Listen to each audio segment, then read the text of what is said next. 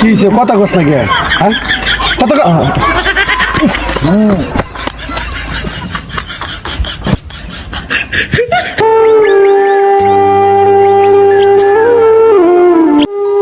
একটা কথা বলতেছে। কি কথা? আপনার ভাই এক নাম্বার বেদব।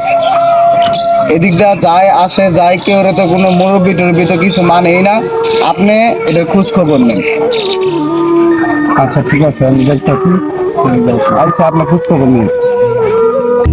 সদুল, কাসেম ভাইয়ের মুরগিটা আছে না, সেই মজা লাগছে কালকা।